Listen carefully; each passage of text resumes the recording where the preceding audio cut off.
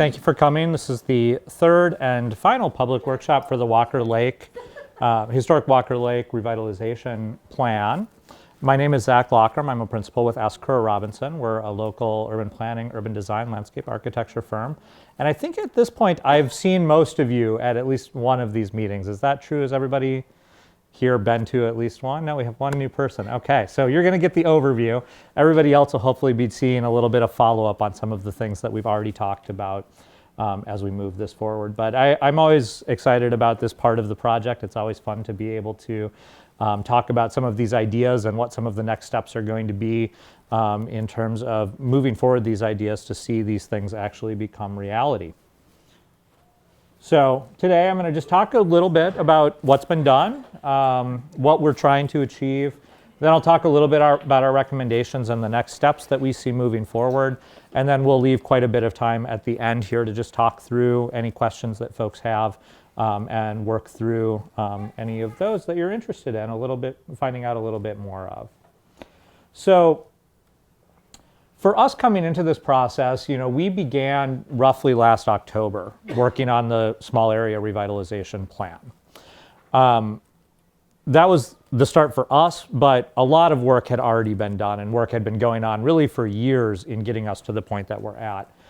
There were a number of different previous planning projects, including the Walker Lake Activation Plan, the work that's been done in the comprehensive plan, work that's been done around the streetscapes and some of the construction projects that are going to be starting in the very near future.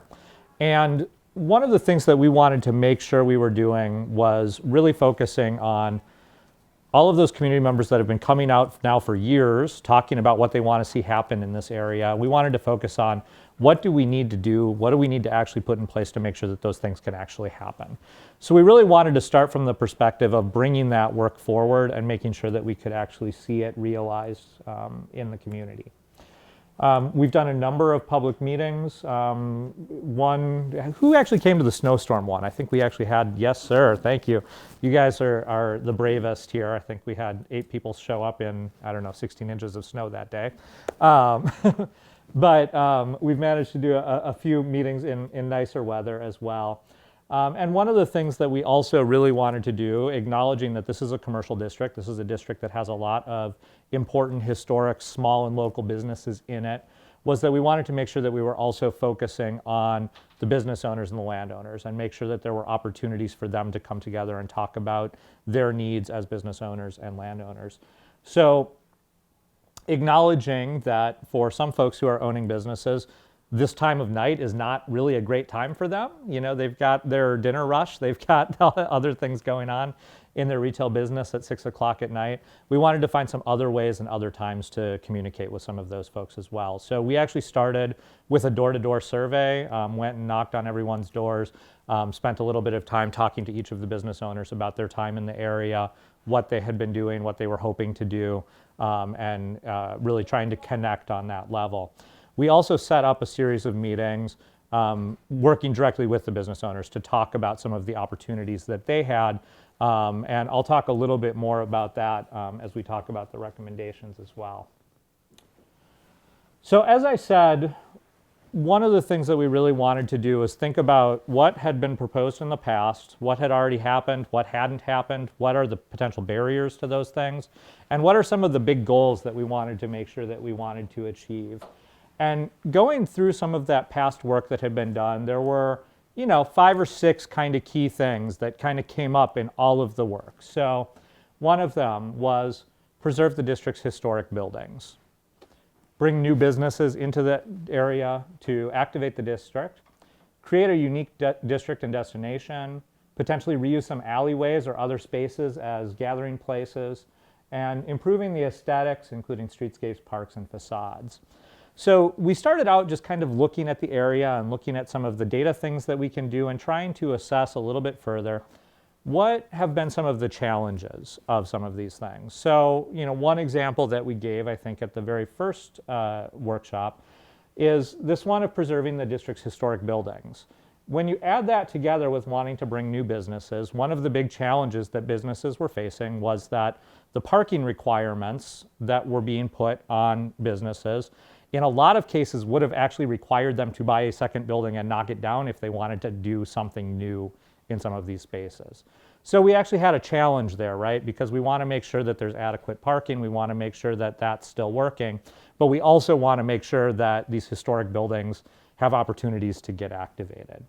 Talking about bringing new businesses, we actually went in and looked at the zoning code, and we looked at some of the types of businesses that people said they want, like a bakery, things like a brewery, things like allowing theaters or arts-based spaces.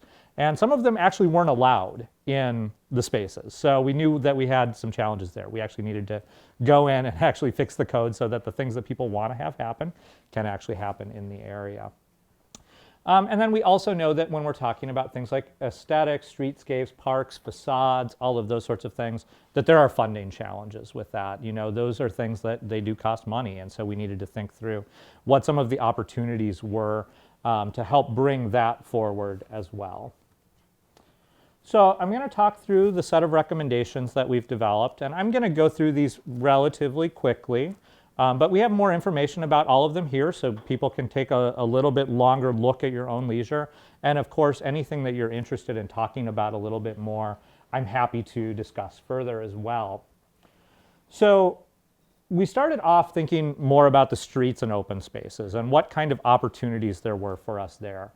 We went through the district and actually mapped everywhere that we had sidewalks, everywhere that we didn't have sidewalks. So that's a low-hanging fruit. Let's actually get completed sidewalks and make sure that there are opportunities for people to walk between the different buildings. We looked at some of the spaces that have been kind of public spaces or pseudo-public spaces and thought some about the ways that we might actually activate some of those places. So whether that's street cafes or things like that, thinking about some of these large spaces like the space in front of the Park Immersion School and how that can actually be a good entry point for people coming into the area, and especially with the new light rail construction that would be happening. We heard that people really wanted a dog park in the area, so we located some space that would work for something like a dog park. And we also heard a lot from both businesses and people that some of their favorite times in this area have been the festivals and the programming and the things that happen around things like the high school football games. So looking at some creative spaces where, you know, we can close off a road for an afternoon in order to be able to have those sorts of festivals and programming, and starting to think about how those designs may actually lend themselves to being able to do more of those sorts of things in the area. So that's this sort of potential living street is what we call them, an area maybe that it doesn't have the normal curb line. So most of the time it's cars and that's being used that way, but it's really easy to transition that and be able to use that for other types of uses. I mentioned the dog park as something that people have asked for. One of the things that we looked at, and I'll talk a little bit more about the parking situation, but some of the spaces that are currently used for parking where there maybe isn't a lot of activity in them, trying out some other things in those spaces. So bringing in something, this is the Gorham lot that's just down the street from us over here, but you know, could that be a space for a farmer's market temporarily or seasonally? Could it be a space for a food truck park or other types of uses in order to actually activate some of those areas? We also worked on wayfinding, making sure that people know the area, can identify the area, can get around within the area. So we always talk with our wayfinding about the 3 Ds, the destination, the distance, and the direction. That's what you want to know when you're knowing and you're out there walking. And this is another thing that we can actually be creative with. So, you know, in the olden days, you would see these signs that say it's a 1/4 mile to X. How many of you actually know how far a 1/4 mile is if you're walking? So instead, maybe the signs say it's a five minutes to that. Or these days with the fitness crazes that are out there, maybe they say it's 500 steps to something else. So it gives you a little bit better idea of how far you're actually moving and how close things actually are. I think one of the overall goals, especially as we're bringing more businesses in the district, is we want to see less people who are coming in and just going one place. We want to see them park their car and visit maybe a few of the shops, and that they can, you know, go shopping for retail, they can go for dinner, they can do different things, get dinner and dessert in the area. And so we want to make sure that it's very clear that these are distances that are walkable, that it's very easy to get around in the area as well. And of course, bringing forward that branding with everything, down into the bike racks and some of those other materials that we can use, and we can actually bring that forward kind of throughout. Because we do want people, even outside St. Louis Park, to recognize when you say Walker Lake, where is that, and make sure that that's something that's in their mind. So I already talked briefly about this, but making sure that some of the things that people have said that they actually want to have in the district are legal to have in the district. So one of the big proposals that we have is actually creating a new overlay district for this area. So this would actually change the area's zoning. And it would change it in a couple ways. One of them is in terms of the uses. So making sure that uses that people have identified as desirable can actually come into the area and do things. The other piece of the changes is in form. And one of the things that we've also heard a lot from people is they want to keep the buildings and new development that happens in the area in scale with the things that are already there. So right now, a lot of the zoning would actually allow 6-story buildings in most of the areas in Walker Lake District. What we're proposing is reducing that down to 3. So it's a little bit taller than most of what's out there right now, but still, relatively in scale. It gives developers a little bit of extra space, but really kind of keeps that smaller, older, downtown type feel that the Walker Lake District has as a priority. And the form pieces also have a number of requirements around, making sure, for example, that we have nice shop windows, that it's not too far to walk between doors in the buildings, all of those things that actually keep it a nice rhythm of these smaller buildings rather than, one big gargantuan one with one front door on one side that you can't find. In addition, as I already talked about, we identified the places that we want to see sidewalks come in, but we've also worked to update the standards. So even in the places where we do have good sidewalks now, in a lot of cases, the old standard was that was a 5-foot sidewalk. I like to think that my standard is always, can 2 people pushing strollers stand next to each other and have a conversation as they're walking? And you can't do that on 5 feet. So we want to see at least 6 feet. And in some of the commercial areas where we think it might be a little busier, we actually want even a little more space than that. So setting up new standards for the sidewalks, new standards for the public realm, for the trees and streetscape and planting and all of those pieces, that would also be a part of making that a really nice, livable, walkable, fun place to visit. And this would also go into some of the architectural styles, signage, building elements.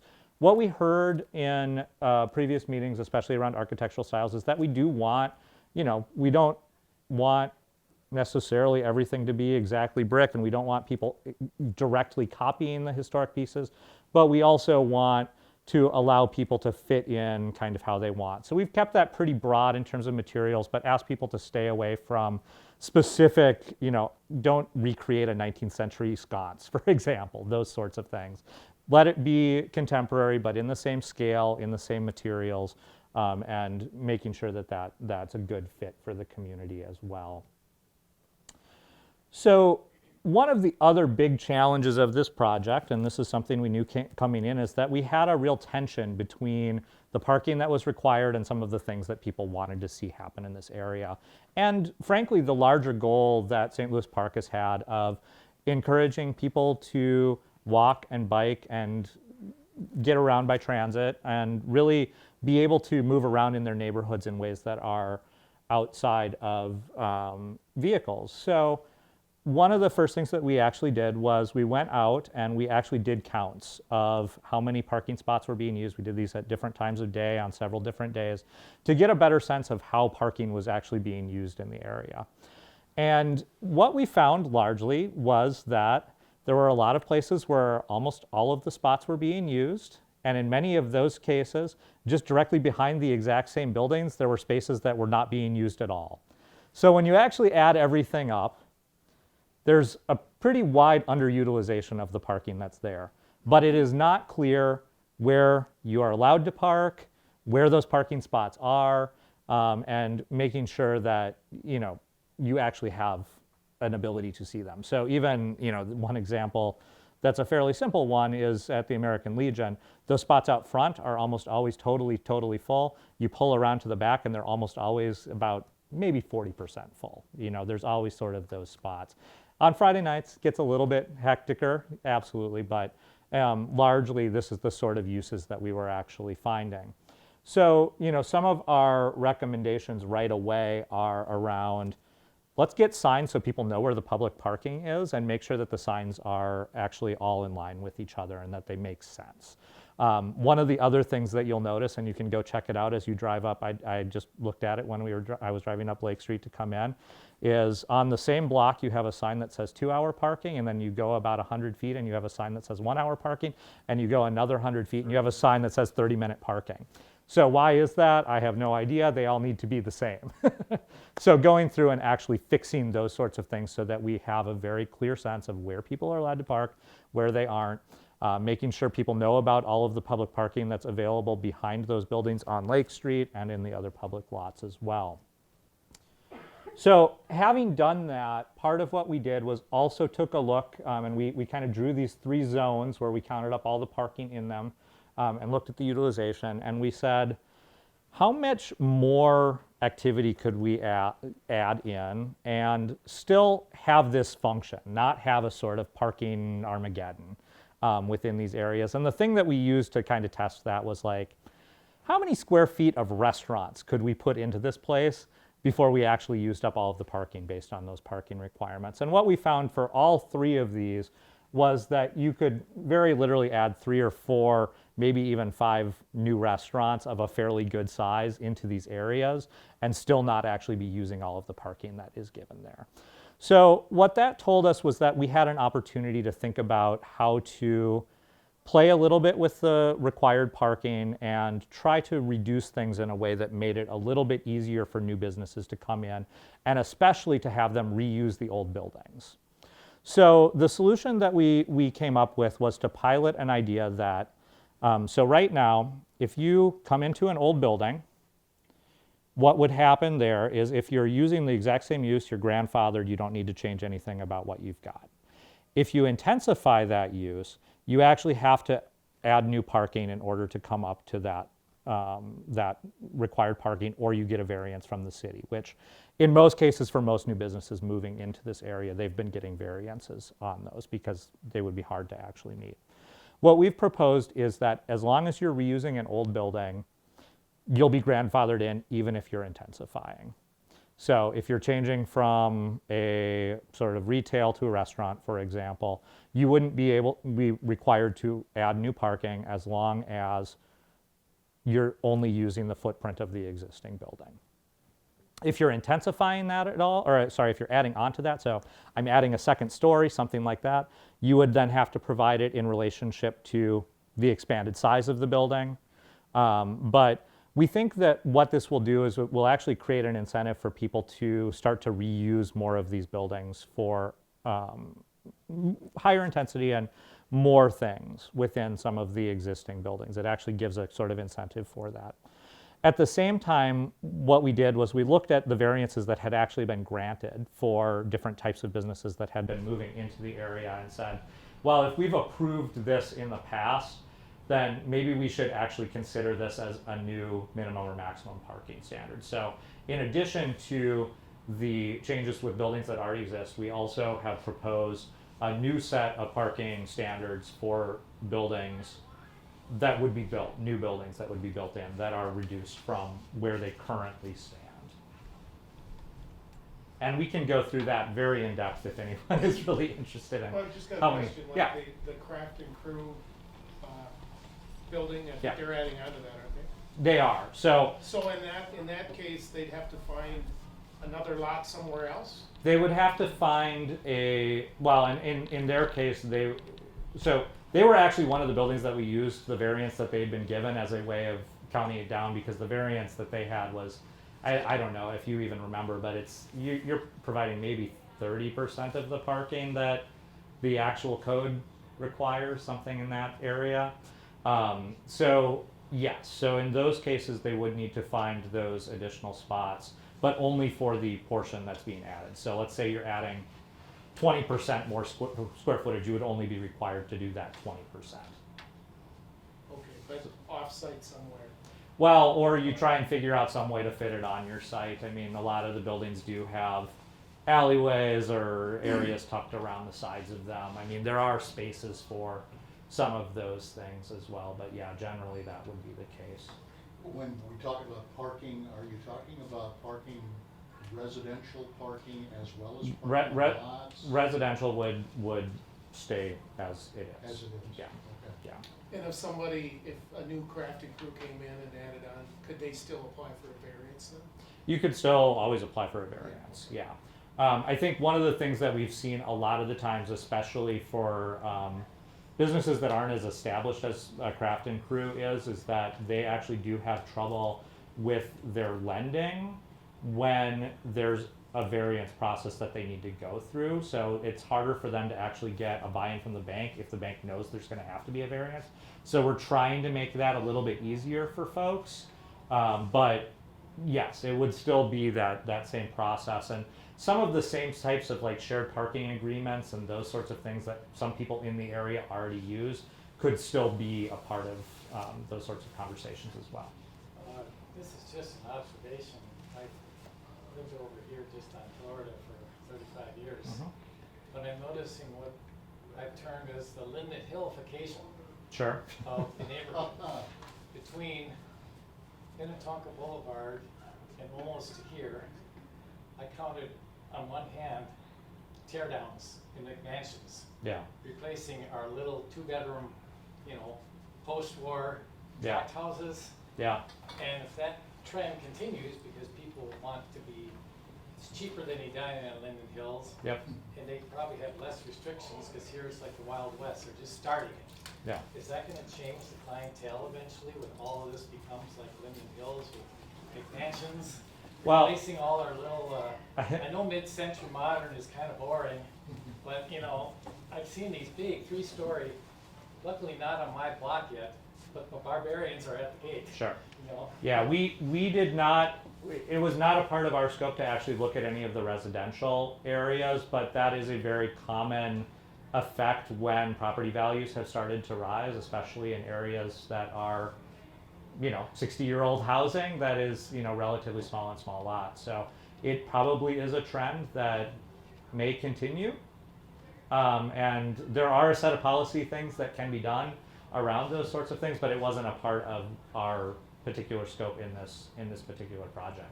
I think that one of the things that we really wanted to think about with the business side of things is, and this also goes back to keeping the existing buildings, is that those smaller floor plates that you have in those existing buildings are much better for local businesses, smaller businesses, than they are for the big national areas coming in. And we think that one of the things that is special about Walker Lake and needs to remain special is that this is a place that almost everything is locally owned. It's not chain, it's not folks that are kind of coming in from outside of the community, and that's something that's really special about this part of St. Louis Park especially. So in trying to work to preserve those buildings, you probably are going to see different types of businesses and different price points for some of those businesses as they're coming in.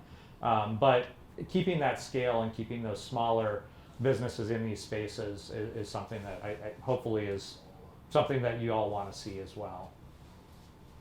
And hopefully that answers somewhat, at least. I'm sorry I don't have better answers for the tear downs. I know that that's a challenge a lot of communities face.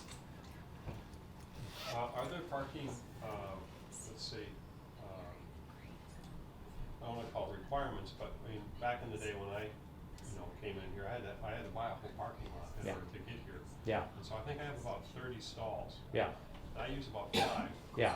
So I've got 25 extra that, we've got over there at the step. Yeah. And so because we can see that there are other businesses that are coming in, I'm wondering, because there's no parking lots that are around. I mean, what I'm saying. So what is the new definition of the parking situation? if you go to Uptown, obviously it's park somewhere and walk for blocks. Yeah. So, you know what I'm saying? Yeah, yeah. Have you actually defined like so many square feet per car, or is it occupancy of people, or what is the definition? So, not totally sure I'm following Like square that. footage.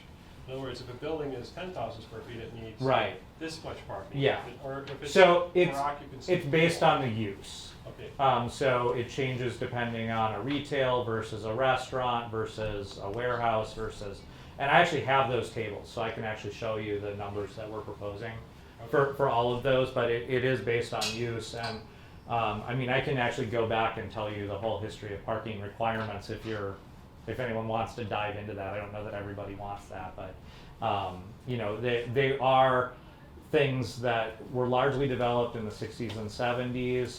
It was largely engineers leading that practice, and in many cases, the original requirements that they were recommending for development were based on the usage on the Friday before Christmas. So they wanted to make sure there was enough parking for the day when there was going to be the most possible people in those places.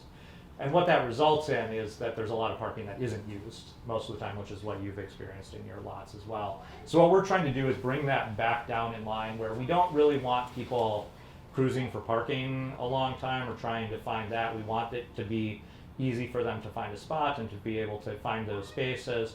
But we also don't want there to be tons of vacant spaces all the time because that's really wasted space. Does that make sense? I think what Tim was getting at though is If he's got space he's not using anymore. well, as long as he doesn't change the size of his building, Yeah, you don't care whether that's office or a restaurant or retail. that's right. Yeah. So it's becoming a little more friendly. Becoming a little more friendly, becoming a little bit easier to change those uses. Actually, a lot more. And if you're in a situation where in your business you actually have a lot of extra parking, I think we'll talk a little about the business association piece of things, but there's actually some opportunities to manage some of that through the business association. You know, for you to potentially lease out some of the spaces that you're not using and be able to do some shared parking things, or you have a use where you're an office building and people are there from 9 to 5, but then we've got a restaurant where people are there from 5 to 7, being able to share some of those spaces. Those are all things that we'll be able to play with a little bit as well. So one of the other things that we've been doing, and I know a number of you have actually been at some of those meetings as well, has been talking very directly with the merchants and the businesses in the area about the role that they can play in actually kind of taking ownership of the area and working together to push some ideas forward. And we've had a bunch of great meetings. I think we're hopefully on track to potentially actually establish a merchants association for the area, which would be a first for St. Louis Park.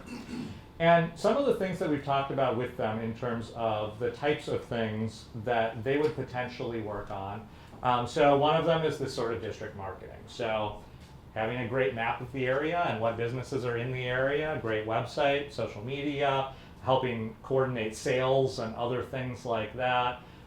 Working with programming and events, so being able to put on your street festivals or those sorts of things in the area in the future. Helping with project coordination, so when streetscapes are being rebuilt or things like that, having a clear point of contact with the city and being able to push out information to all of the businesses, helping support businesses as they're working through some of those sorts of things. There's opportunities for them to actually take on some of the maintenance and public safety aspects, and graffiti abatement, snow shoveling, different things like that would affect the area. And then some of the fun stuff, the placemaking, the public spaces, public art, actually bringing in some of those. And one of the things that actually has been done already is actually some grant applications to do some murals in the area as well, which I think will be really fun. We're still waiting to hear on those, but we're hoping we get there. The city is also really being a partner in this and helping work with the businesses to help with some of those improvements too. And one of the really exciting initial opportunities we have is actually a Facade Grant program. So this is something that's going to be going into effect that will help match funding for businesses that want to actually fix up the outsides of their buildings. And hopefully that's something that we can do with a number of the businesses in the area, help them with signage, help them with just cleaning up and restoring historical buildings. And we are also looking at potential funding opportunities to do some interior work with grants as well, matching grants for people who are owning businesses in the area as well. So those are both, I think, really exciting things moving forward. So where we go from here, we have a planning commission meeting next Wednesday, and then we hope to go before city council on May 28th.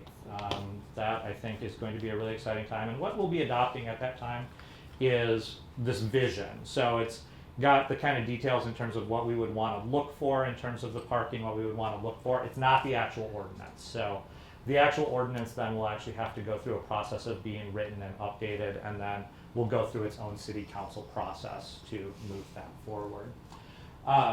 The other thing that is working, and if you do own land or you are a business owner in the area, there's going to start being business association meetings every fourth Wednesday. So every month on the fourth Wednesday of the month at 1 p.m. The one this month that's coming up will be at the Masonic Lodge. It'll probably either be there or Soda Clothing. They might switch off. That'll be established. But those are opportunities to come and talk with other business owners and other landowners in the area about some of the issues that affect you, and help be a part of making some of the decisions moving forward as well. So I think with that, I will wrap up, and I'm happy to take more questions. We can talk in a large group like this. We can break into smaller groups. You can take some time to look at some of the materials that are up here. If you'd like to see the parking chart, we have a copy of that as well. Yes, ma'am. I was just wondering if you could talk about the infrastructure changes that'll be happening on Walker and Lake Street this summer? Sure. Can I actually hand that off to? Hi, I'm Jennifer Monson. I'm a planner with the city, so I'm not part of the engineering department who's working on the infrastructure improvements, but I can try to answer your questions. So starting once school ends, everything east of the track on Walker and Library is going to be reconstructed and construction's supposed to last until school starts. So it's right in between during summer when school's out, to hopefully minimize traffic disruptions. All of the businesses in that area will remain open during construction, and access to those businesses will remain open. And we are trying to do a lot of outreach to make sure that the community knows that they're open. So we'll be doing video spotlights and advertising to make sure people know that it's open. But we'll be rebuilding sidewalks, flip-flopping the parking along Walker Street, so it's parallel parking on the north side of the street in front of Soda and Rathic's business, and then head-in parking on the opposite side of the street. And then on Library, it's going to be head-in parking facing the football field, and then parallel parking on the other side of the street. Rebuilding all the sidewalks, rebuilding all the roads, adding sidewalks along the football field. And you should add the library as being constructed in a way that helps facilitate festivals and things Yep. like that as well. So you could on that shut down particular Library and have a gathering on that street. And then next year, so 2020, will be west of the railroad. So we'll be adding bike lanes along Lake Street. The parking on the east side of Lake Street will be removed, but there will be a sidewalk added and bike lanes added. And then bike lanes on the west side, and the intersection at Brownlow. So you are gonna move the east side parking lot, the east side parking on Lake Street, along the ball field? Yes. But with that, we're also rebuilding the parking lot at Lake and Walker and adding more spaces there, and there'll be added more spaces along Walker to accommodate the loss of parking along the stadium. And one of our very early recommendations additional is to get signage. signs up in the like basically right when you're coming into the neighborhood, having those public parking signs with directions that are guiding people to those spaces where they're parking.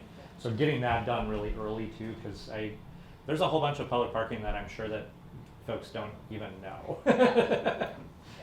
It's not clear. Kurt. So there's a unique problem in this area with the school proximity, so restaurants, most of them wouldn't be allowed to get liquor licenses. Yeah. because they're too close to the school. But there's a really interesting difference between the zoning code and the liquor license rules. Yeah. Zoning code has like a 25-foot distance from the school, and the liquor license rules are like 300 feet Yeah. from the school. Is there any discussion about? You know, we did hear that in one of our first meetings, and I don't know that we've actually carried through any discussions on it, but it's It's something gonna we be could, something that we'll be looking at. when Yeah. we write the code. it makes sense for those to be aligned. I just have one more question about the actual intersection of Walker and Lake Street. There was discussion early on that that would be reconfigured to potentially have a straightaway through Brownlow or have, traffic flow without a stop sign when you're coming up Walker and Yep. turning onto Lake Street. Has that been decided? It's in the engineering plans to reconfigure that intersection, so as you're going from Lake Street to Walker Street, it's very clear that you go straight, and then realigning Brownlow, so that is an intersection. Because right now there's a little jog and you Right. don't know which way to turn or whose turn it is to go, so that will all be fixed. And are those engineering plans on the website? They are, Okay. they are, Thank you. yep. Any other questions? Okay, well, I'm still here, we have city staff here, we have one of the council members, thank you for joining us as well. And the mayor. And the mayor, I'm sorry. And Apologies. if you haven't signed in yet, please do so we can notify you if there's any changes to the website. And we are gonna post this video on the website, so if you have any neighbors that you know weren't able to attend tonight, you can send that to them. So- But we're happy to answer any additional questions, or concerns, or just more information. Are all these somewhere online? These are all up already online. They're all online, and the draft plan is actually online as of this afternoon, so. I have 2 pages of typos to fix in it, so it's not the final one yet, but it's getting there. It's a draft. Yes, sir. Is the current property, commercial property, up for sale right now in the area? I believe there is. That seems like it's something that changes every few weeks, but, I know The- there's a couple. well, and there are certainly buildings for lease. I don't know about sale off the top of my head There's one right that's now. for sale that I know of, the old rental Yeah, that's right. building. It's next to Kurt's building. Yeah. Oh, that's sold. Oh, it already sold? Yeah, that's Oh, gone. it's sold. So, no. So That seems like a moving target. It goes pretty quickly. How about open space to new build on? Yeah, I mean, there are potential spaces in the area where, there are some buildings that probably from just a, kind of deterioration standpoint, it probably would make sense for a developer to redo, some of those spaces. Potentially with some of the parking reductions, there are some parking lots that could change over, in the area.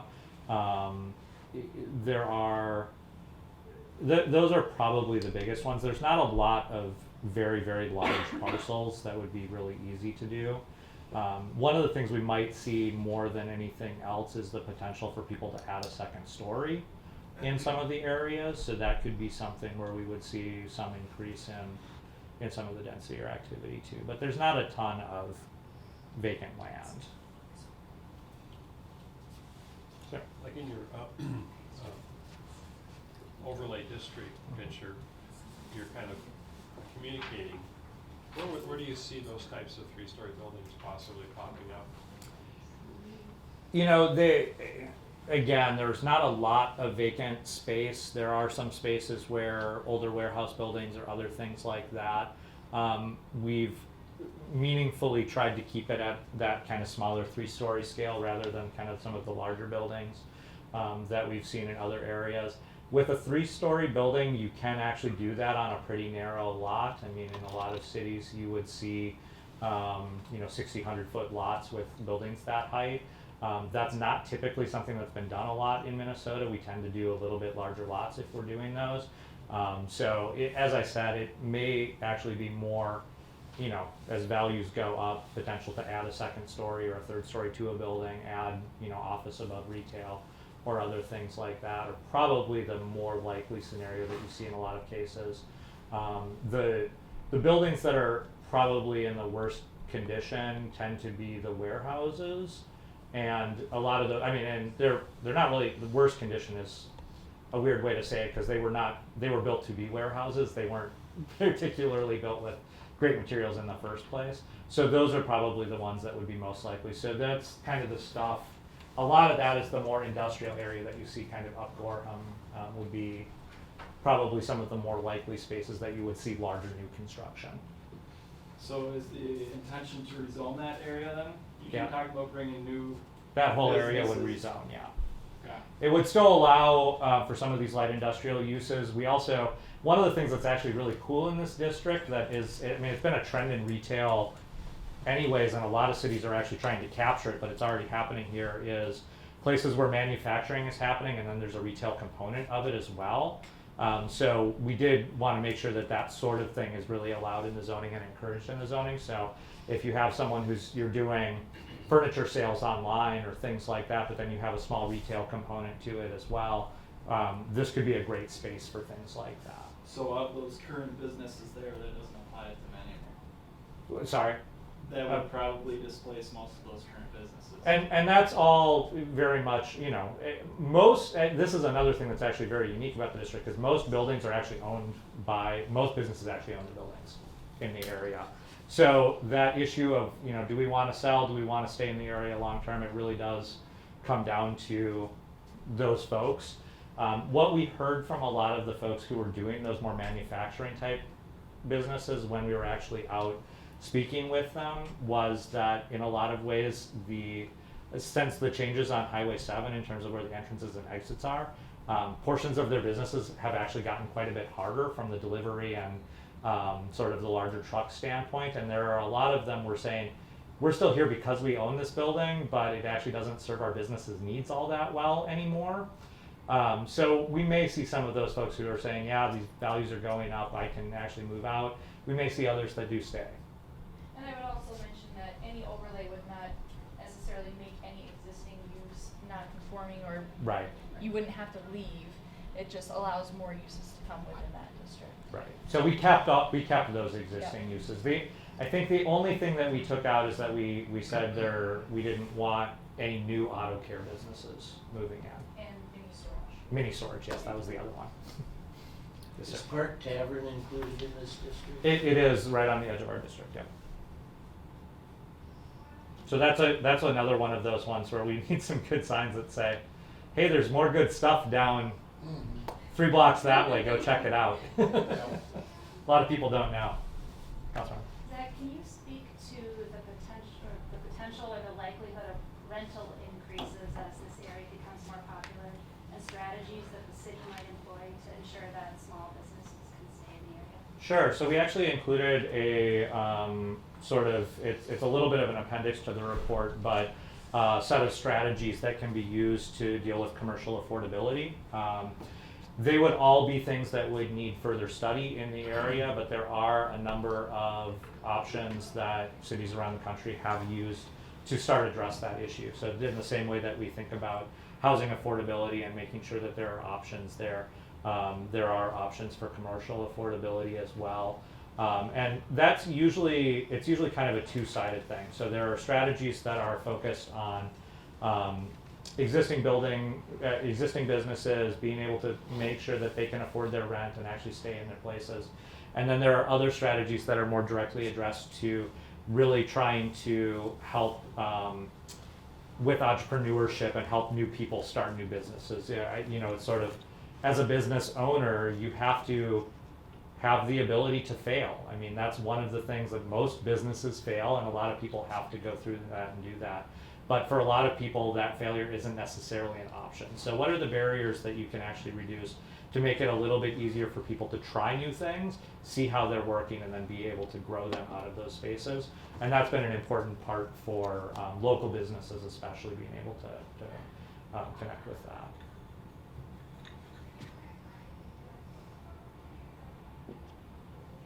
Any other questions? Okay, cool. Well, like I said, we'll stick around. We're happy to talk more about any of this, and we really do thank you for coming out. Council meeting will be on the 28th. We would love it Any of you who have been able to participate, if you're willing to come out and speak in favor, we certainly appreciate that as well. Thank you. Thank you.